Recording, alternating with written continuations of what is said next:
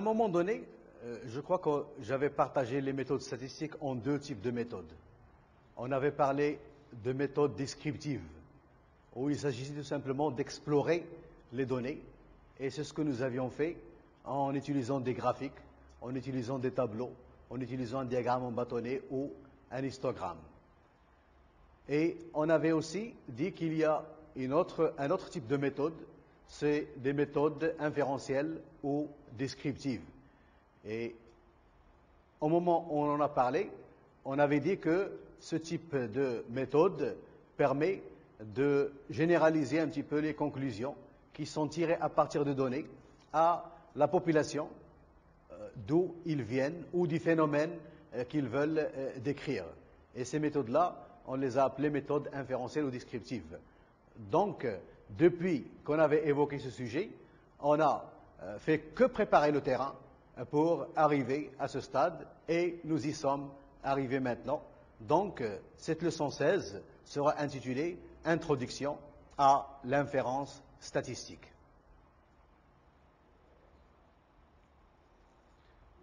Alors, ce chapitre sera divisé en plusieurs paragraphes. Le premier sera « Inférence concernant un paramètre d'une population ».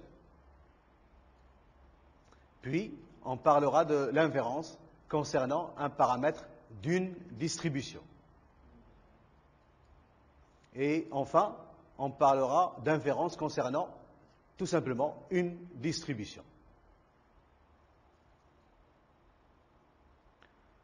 Donc, inférence concernant un paramètre d'une population. L'inférence ou l'induction se réfère au processus qui consiste à remonter du particulier au général. Ceci, c'est à peu près ce qu'on pourrait trouver dans un dictionnaire quand on veut regarder la signification du mot inférence ou induction. Alors, pour ce qui nous concerne, le particulier est l'échantillon et le général, c'est la population. Donc, nous allons rester fidèles à cette définition de l'inférence qui est une définition générale littéraire, et donc on va remonter du particulier au général en partant de données concernant un échantillon, et on va essayer de voir comment on peut faire dire à ces données des choses à propos de toute la population. Et c'est ça, en fait, l'objet de l'inférence statistique. Alors, l'inférence statistique se réfère au fait de tirer des conclusions sur un phénomène à partir d'évidences statistiques révélées sur quelques observations de ce phénomène. Donc, je crois que finalement, les choses sont claires. À partir d'observations du phénomène, qui peut être une population ou une expérience aléatoire quelconque, notre objectif, c'est, en partant de données qui contiennent des évidences statistiques, révèlent des évidences statistiques, on va essayer d'utiliser ces évidences pour voir comment on peut généraliser des conclusions au phénomène tout entier ou à la population. Alors, ce processus est bien évidemment risqué. On doit être alors en mesure d'évaluer ce risque.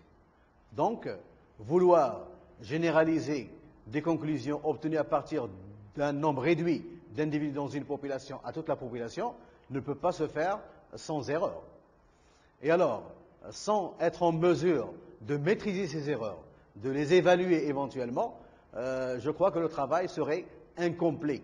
Donc, ce sont ces deux choses auxquelles nous allons nous atteler dorénavant. Donc, partant de données et partant de conclusions émanant des données, on veut le généraliser à la population tout en être capable d'évaluer les erreurs qu'on aurait commises en faisant ceci. Alors, pour illustrer ça, nous allons tout simplement démarrer d'un exemple, exemple 1. Pour avoir une idée sur la longueur d'une table L inconnue, on se propose d'effectuer n mesures.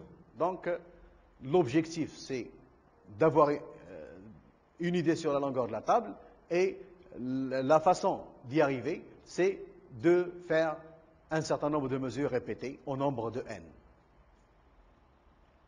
on note M1, M2, Mn et les valeurs observées de ces mesures, on peut penser à la moyenne M, indice M de ces mesures, donc de ces valeurs, comme valeur approximative de L. Donc ça, c'est un peu l'intuition. Ayant effectué un certain nombre de mesures, nous pouvons tout simplement prendre la moyenne et espérer que dans cette moyenne, il y a une tendance à éliminer les excès et les défauts dans les différentes mesures pour arriver à une valeur relativement proche de notre longueur L qui nous est inconnue. Alors, pour pouvoir apprécier la qualité de cette approximation, il faut introduire un critère de jugement. Le critère peut nous faire penser à une autre fonction des observations pour approximer L. Donc, approximer la longueur par la moyenne, il reste tout de même une incertitude dans cette approximation. Et alors, nous devons avoir un critère qui va nous permettre d'évaluer cette incertitude. Et ce critère, dans certaines situations, peut-être pas dans celle-là, peut tout simplement écarter cette moyenne comme quantité qui peut approximer L et finalement nous suggérer une autre quantité. Donc finalement, la moyenne, ce n'est qu'un départ. C'est l'intuition qui nous a fait penser à cette moyenne, mais le critère peut tout simplement nous dire qu'elle n'est pas valable. Utilisez plutôt autre chose pour approximer votre longueur que vous ne connaissez pas. Alors, un exemple 2, dans une population, la proportion des individus atteints d'une maladie est P. Ce P est inconnu. On prend un échantillon aléatoire de N individus dans cette population et on les soumet à un dépistage pour découvrir parmi ces individus quels sont les individus qui sont malades et quels sont les individus qui ne sont pas atteints par la maladie en question. Alors, selon qu'un individu est malade ou pas, on lui associe une étiquette portant 1 ou 0. Donc, s'il est malade, on va lui coller une étiquette portant 1, et s'il ne l'est pas, on va lui coller une étiquette portant 0. Le résultat, c'est E1, E2, En, qui sont les étiquettes, avec EI égale à 1 si le IM individu est malade, et il est égal à 0 si il ne l'est pas. Quand on regarde la somme des EI, ceci, c'est le nombre de malades dans l'échantillon, puisque un EI qui est égal à 1 nous dit que le IM individu est malade, mais si ce IM individu n'est pas malade, ce sera 0, et donc ce ne sera pas compté dans cette somme, et donc le nombre de malades, c'est cette somme-là dans l'échantillon. Ce n'est pas la première fois qu'on parle d'une telle somme. La moyenne de ces EI, E bar, c'est somme des EI sur N, et la proportion des malades dans l'échantillon. E bar représente pour l'échantillon ce que représente P pour la population. Rappelez-vous que P, c'est la proportion des malades dans toute la population, alors que E bar, c'est la proportion des malades dans l'échantillon. Alors, cette caractéristique partagée par P et E bar peut nous faire penser de manière intuitive. On est donc tenté d'approximer P par ce E bar. Donc, c'est l'intuition, parce que ces deux quantités, une inconnue et une autre connue, ont à peu près la même, ils décrivent la même chose, proportion de malades, la première dans la population et la deuxième dans l'échantillon. Donc, on est tenté de dire que P est approximativement E bar. Le problème d'approximation de L ou de P est appelé problème d'estimation. Donc, quand on a un paramètre L ou P qui est inconnu, et quand l'objectif est de l'approximer, c'est-à-dire d'avoir une valeur qui l'approche, ce problème sera dit problème d'estimation. Au lieu d'approximer P, on peut chercher à vérifier la prétention des autorités médicales disant que cette maladie affecte moins de 7% de la population. Ceci, c'est un autre type de problème. Donc, dans la première partie de ce paragraphe, nous avions vu que notre objectif était chercher à avoir une idée sur cette proportion. Là, le problème n'est pas de trouver une valeur approximative de P, mais de vérifier est-ce que P est inférieur à 7% ou non. Alors, on veut donc chercher à vérifier l'hypothèse que P est inférieur ou égal à 0,07. Alors, si cette hypothèse-là est vraie, c'est que la prétention dont nous avions parlé des autorités médicales qui prétendent que la maladie ne touche pas plus de 7% de la population est vraie, mais si cette hypothèse-là est fausse, alors là, ils sont en train de dire du n'importe quoi, et il va falloir réviser la situation et voir quelle est la vraie proportion. Un tel problème est dit problème de test d'hypothèse. Donc, vérifier une hypothèse, si elle est vraie ou pas, ça sera un problème de test d'hypothèse. Encore une fois, on pense se servir de E bar pour confirmer ou infirmer cette hypothèse. Donc, la référence intuitive pour l'instant reste l'utilisation de cette proportion dans l'échantillon de malades qui va nous permettre de retenir cette hypothèse, de dire qu'elle est vraie ou de dire qu'elle ne l'est pas. Alors, si par exemple E bar est égal à 0,03, si le calcul nous donne cette valeur, on a envie de dire que l'hypothèse qui était avancée est vraie. Pourquoi? Parce qu'il y a 3% dans l'échantillon qui sont malades et la prétention c'était 7%, moins de 7%. Donc, on peut avoir le sentiment que les données sont plus ou moins en train de confirmer cette hypothèse. Si E bar est égal à 0,35, si dans les observations, le calcul de E bar nous donne 0,35, on a plutôt envie de dire le contraire.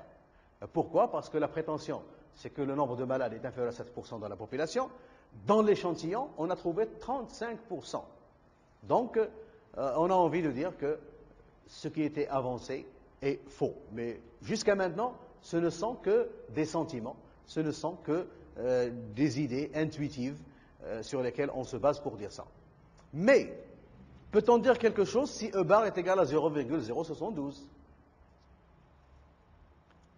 Regardez, E bar qui est égal à 0,72, il est légèrement supérieur à 7%, mais pas nettement supérieur à 7% comme c'était le cas ici. Alors, est-ce que c'est suffisant pour dire que la prétention est fausse et qu'il y a plus de 7% dans la population qui est malade? Alors, à ce niveau-là, je ne peux pas me prononcer. J'attends le développement dans la suite pour que je puisse dire. Et tout ce que je vous demande, c'est, dans ce genre de situation, c'est de vous méfier et d'aller vers les méthodes statistiques dont on dispose pour pouvoir tirer des conclusions avec ce genre de données. Alors, une règle de décision ici est de choisir judicieusement une valeur C dans l'intervalle 0,1 et accepter ou rejeter l'hypothèse selon que E bar est inférieur ou supérieur à C. Donc, au lieu d'avoir le 0,07 ou le 7% comme point de référence et comparer le E bar, qui est la moyenne des malades dans l'échantillon, à ce point de référence, on préférait le déplacer un petit peu, le changer. On a une autre valeur C, toujours dans l'intervalle 0,1, puisque nous sommes en train de comparer une proportion à une constante, et selon que notre proportion dans l'échantillon est inférieure à ce C, on dira que l'hypothèse est vraie. Si elle est supérieure à ce C, l'hypothèse, on pourra dire qu'elle est fausse. Et j'ai dit que ce C sera choisi de manière judicieuse et non pas de manière tout à fait arbitraire. Et c'est là l'objet de ce que nous allons faire dans la suite, c'est comment choisir ce point C de telle sorte que d'un côté, on peut accepter la prétention et de l'autre, on peut dire qu'elle n'est pas vraie. Alors, qu'on accepte l'hypothèse ou qu'on la rejette, on est dans chacun des cas exposé à un risque d'erreur. Donc, si vous voulez, ayant choisi le C, nous allons prendre l'une des deux décisions. Soit que les données sont inférieures à ce C et on va décider que l'hypothèse est vraie, soit que la moyenne des données est supérieure à ce C, et dans ce cas-là, on dira que l'hypothèse est fausse, mais dans l'un des deux cas, nous ne sommes pas sûrs de notre conclusion. Donc, nous sommes en face d'une erreur dans l'un des deux cas. Alors, ces deux erreurs doivent être évaluées pour juger l'appropriation de la règle de décision que nous avions choisie. Donc, sans évaluer ces erreurs, sans connaître leur ordre de grandeur, nous ne pouvons pas être tranquilles et de dire que, voilà, nous avons une règle de décision qui nous permet de décider est-ce que l'avancée, est-ce que l'hypothèse est vraie ou elle est fausse. Donc, il faut d'abord évaluer ces erreurs pour être en mesure de conclure correctement. Alors, dans les deux problèmes d'estimation et de test d'hypothèse, les valeurs observées, toutes seules, ne suffisent pas pour conclure correctement. Donc, en se basant tout simplement sur les valeurs observées, c'est insuffisant, parce que de toute façon, si c'était suffisant, on se limiterait à faire des statistiques descriptives. Mais là, nous avions dit que nous allons nous donner les moyens d'aller un petit peu au-delà de faire des statistiques descriptives. Alors, E bar n'est pas stable d'un échantillon à l'autre. E bar, que nous avions vu tout à l'heure dans le cas critique, où il était égal à 0,072, qui était légèrement supérieur à 0,07, pourrait nous suggérer que la proportion des malades est supérieure à 7%. Mais la question qu'on devait se poser, si on avait pris un autre échantillon d'individus, est-ce qu'on trouverait encore une proportion, un pourcentage qui est supérieur à 7%? La réponse n'est pas évidente, car l'échantillon peut donner une valeur qui est inférieure à 7%, et dans ce cas-là, on serait un petit peu perplexe, et on ne sait pas sur quel échantillon se baser pour prendre notre décision. Alors, maintenant, nous allons passer à un problème qui est similaire à celui que je viens d'évoquer, c'est l'inférence concernant un paramètre d'une distribution. Exemple 1, suite.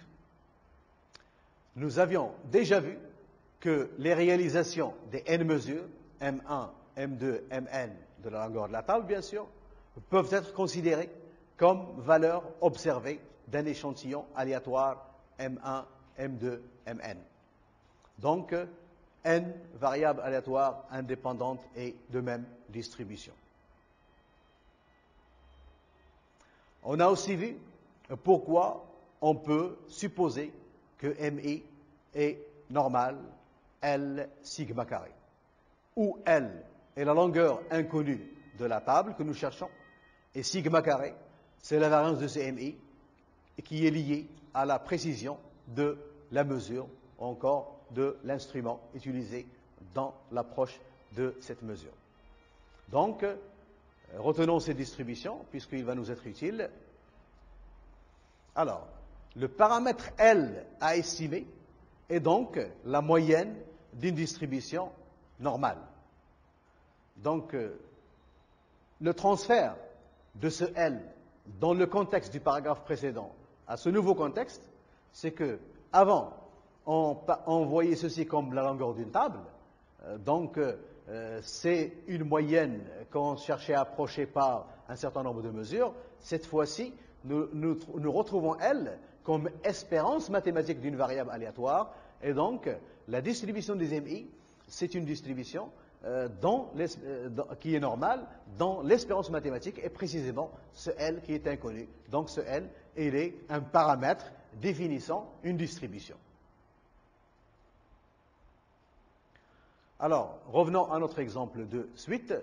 Les EI sont des valeurs observées d'un échantillon aléatoire, E1, E2, En.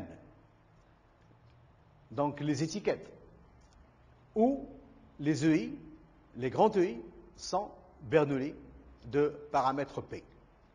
Le paramètre P, c'est la proportion des malades dans notre population. Le paramètre P à estimer, ou sur lequel on veut tester une hypothèse, est le paramètre d'une distribution de Bernoulli. Alors, comme dans le cas de L, où L c'était la longueur de table et on l'a revu comme espérance mathématique d'une variable aléatoire normale, ici le P c'est le paramètre associé à une distribution de Bernoulli qui est celle des EI et on l'a aussi vu comme étant l'espérance mathématique des EI ou de E bar.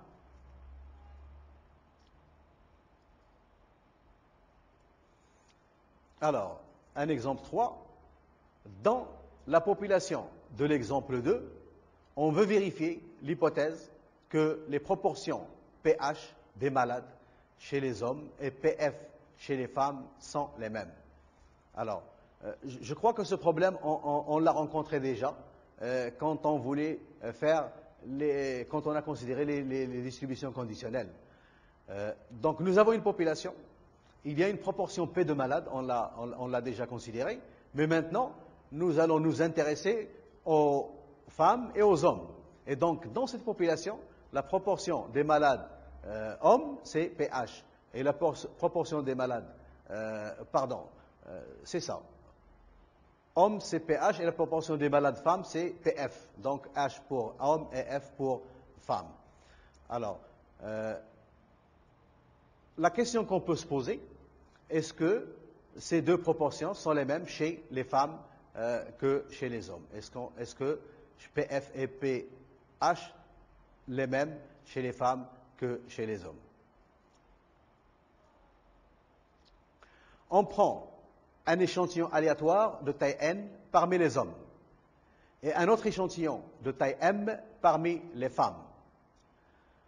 On a donc E11, E12, E1n, c'est l'échantillon associé aux hommes.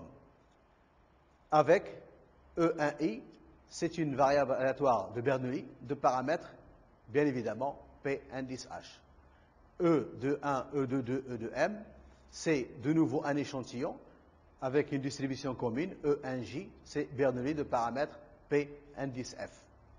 L'hypothèse qu'on serait emmené à tester ici, c'est pH égale à PF.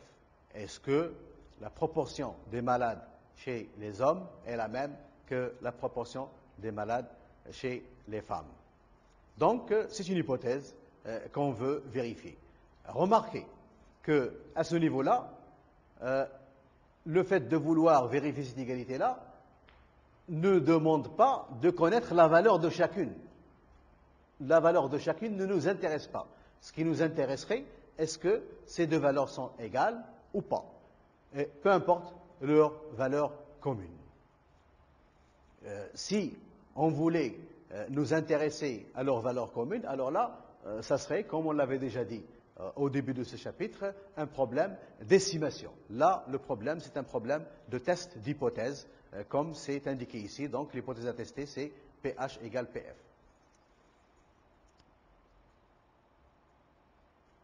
Alors, dans ces trois exemples, la distribution est connue, sauf pour un paramètre ou deux. L, dans le cas de la mesure de la table, et peut-être sigma carré, la variance associée à l'instrument de mesure, dans le premier cas. P dans le deuxième cas. Et pH ou PF dans le troisième. On dira qu'on a un problème d'estimation ou de test paramétrique. Ceci mérite de s'arrêter un petit moment sur ce dernier terme paramétrique. Parce que on va voir un autre concept qui sera opposé à ce paramétrique, et pour le comprendre, il faut d'abord comprendre celui-ci. Ce paragraphe s'intitule « Inférence sur un paramètre d'une distribution ». Alors, ce que nous avions essayé de faire à travers ces trois exemples, c'est de montrer que, dans tous les cas, nous avons des échantillons qui ont une distribution. Cette distribution n'est pas totalement connue. Mais si on connaît les paramètres respectifs qu'on a énumérés ici, cette distribution deviendra parfaitement connue. Donc la distribution est connue à un paramètre ou deux près. Et dans ce cas-là, nous parlons de problèmes statistiques qui est d'estimation dans le cas d'estimation ou de test dans le cas de test paramétrique. Inférence concernant une distribution. Alors, avant d'aller de l'avant, je voudrais quand même vous rappeler que ce problème, on l'avait déjà évoqué à un moment donné. Rappelez-vous que lorsque nous avions essayé de trouver un modèle de distribution pour une population, nous avions tenté d'approcher les probabilités par les fréquences relatives. Et nous avions défini d'ailleurs les probabilités comme étant des valeurs limites de ces fréquences relatives. Seulement, cette méthode-là, on l'avait appelée méthode empirique, où le modèle obtenu, c'était un modèle obtenu par une approche empirique. Nous avions dit que nous pouvons prendre des modèles a priori en se basant sur certaines connaissances à propos du phénomène à l'étude ou de la structure de la population. Et c'était ça ce que nous avions fait dans les deux cas, discret et continu, en utilisant des modèles a priori. Mais nous avions dit à la fin de cette leçon que ces modèles a priori seront basés sur un sentiment, seront basés sur certaines connaissances, mais ils peuvent ne pas être exacts. Et on s'est dit que, à un moment donné, on va se donner les moyens de vérifier si ce choix de modèle a priori est approprié ou pas. Eh bien, je crois que le moment est venu pour le faire. On ne le fera pas de manière intégrale tout de suite, on va l'initier et on aura le temps de le faire au fur et à mesure que la théorie se développe tout en accompagnant les problèmes qui se posent dans la pratique. Alors, dans l'exemple des poids et des tailles des individus dans une population, on a essayé d'expliquer pourquoi on pouvait supposer que la distribution conjointe des deux caractéristiques était normale bivariée. Alors, ceci n'est qu'un exemple, puisque on a aussi dit la même chose, et ça je l'avais déjà dit auparavant, dans le cas univarié. La variable aléatoire W associée à la taille est donc normale. Ceci venait du fait que la distribution conjointe était normale bivariée, et nous avions dit que la variable W avait une distribution marginale aussi normale. Alors, on peut nous intéresser à FW, qui était égal à la probabilité que W est inférieur à W, pour chaque W, et calculer à partir de la surface sous la courbe densité de cette normale. Donc, ça c'est le calcul si on dispose de densité, c'est-à-dire si on a adopté un modèle a priori, c'est ce que nous avions fait. Nous avions dit que nous pouvons supposer que la distribution conjointe est normale, donc la distribution marginale est normale. Et on passe au calcul de cette fonction de répartition à partir de la surface sous la courbe. Ça ne nous pose aucun problème. Seulement, tout reste lié à la validité de l'hypothèse que nous avions faite. Est-ce que nous avions vraiment un modèle normal bivarié?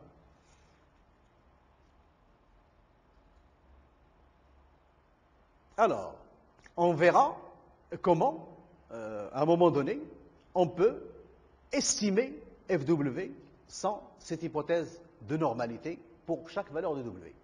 Donc, en fin de compte, on va se donner les moyens de ne pas se hasarder, si la situation ne le permet pas, de prendre un modèle a priori qui risque de ne pas être adapté, mais plutôt de l'estimer à partir des données elles-mêmes.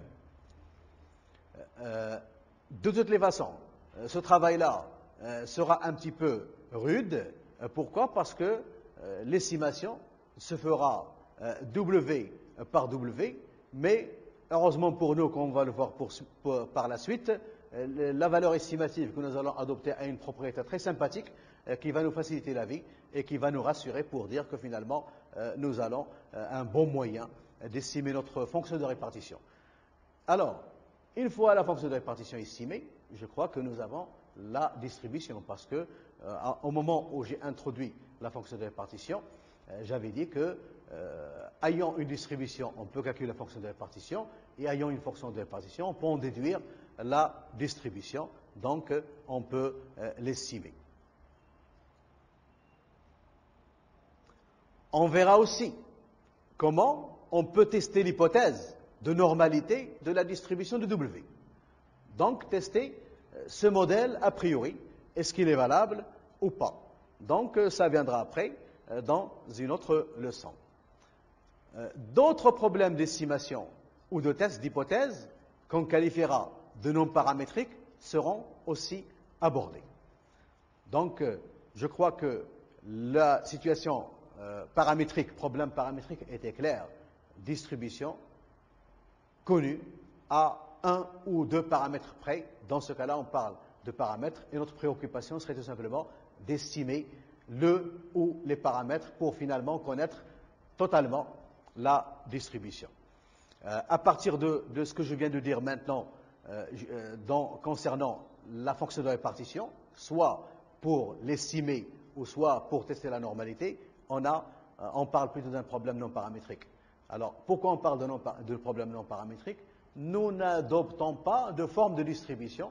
Nous supposons que la distribution est totalement inconnue et non pas connue sauf pour quelques paramètres. Alors, quand on travaille dans ce contexte, nous parlerons de problèmes de test ou d'estimation non paramétrique. On aura l'occasion de revenir en détail sur cette deuxième situation. On peut se dire, et c'est tout à fait légitime, que puisqu'on a les moyens d'estimer sans prendre de modèle a priori, et puisqu'on a les moyens de tester des hypothèses sans prendre des modèles a priori, pourquoi on s'est cassé la tête jusqu'à maintenant à chercher des modèles a priori? Je crois que les choses vont devenir assez claires par la suite, mais je donnerai pour l'instant un élément de réponse. Si nous sommes dans une situation paramétrique, c'est-à-dire que si nous pouvons adopter un modèle paramétrique, c'est-à-dire une distribution connue sauf par un paramètre, et que ce choix est relativement raisonnable. Et si nous ignorons ce choix et optons pour le non paramétrique, c'est-à-dire dire que ça ne nous intéresse pas de prendre un modèle a priori, les erreurs qu'on aurait commises dans nos conclusions seront plus importantes que si on aurait travaillé dans le cadre paramétrique. Mais ceci à condition que le choix des modèles a priori soit relativement raisonnable. Donc, on n'est pas libre de faire ce qu'on veut et il n'est pas conseillé d'aller systématiquement vers le non paramétrique. Il faut aller vers le non paramétrique quand on a du mal à trouver le modèle a priori qui est non paramétrique. Bon, la mise en garde étant faite, il ne faut pas quand même trop s'alarmer et croire que si on utilise du non paramétrique dans une situation où on est emmené à utiliser le paramétrique, bien évidemment, les erreurs sont très importantes, mais beaucoup d'études de comparaison ont été faites pour finalement montrer qu'il y a une différence, mais dans beaucoup de situations, il n'est pas énorme au point, si vous voulez, de nous alarmer, comme je l'ai déjà dit. Alors, pour ce qui est de cette leçon, je crois qu'il représente un tournant capital dans ce cours, puisque non seulement il nous introduit tout ce qui va venir par la suite, mais il nous a introduit 4 ou 5 choses à la fois sur lesquelles je voudrais revenir pour que les choses soient claires et pour qu'on puisse un petit peu voir mieux sur ce qui va venir dans la suite. Alors, première chose, c'est que nous sommes en train de faire des statistiques inférentielles. C'est que notre but, c'est de démarrer de conclusions à partir d'un nombre de données, d'un échantillon, et vouloir généraliser cette conclusion à toute la population. La conclusion, nous l'avions vu, il pourrait être approcher un paramètre par une valeur, et dans ce cas-là, nous parlons de problème d'estimation. Nous pouvons ne pas nous intéresser à la valeur de ce paramètre, mais plutôt vérifier s'il est plus petit qu'une certaine valeur ou plus grande, comme on l'avait vu pour le cas des proportions de malades. Dans ce cas-là, nous parlons d'un problème de test d'hypothèse. Donc, deux options sont clairement définies ici, et deux directions sur lesquelles nous allons travailler à partir de maintenant, c'est la direction estimation et la direction test d'hypothèse. Deux autres situations qui se recoupent avec ces deux directions. C'est le contexte paramétrique dans lequel la situation est de travailler pour des données ayant une distribution connue sauf par un paramètre, ça je l'ai déjà suffisamment expliqué, et le contexte non paramétrique.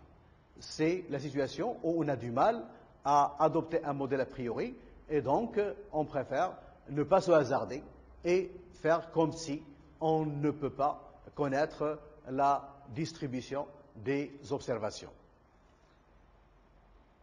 Et une autre remarque que j'ai déjà faite, mais sur laquelle je voudrais insister.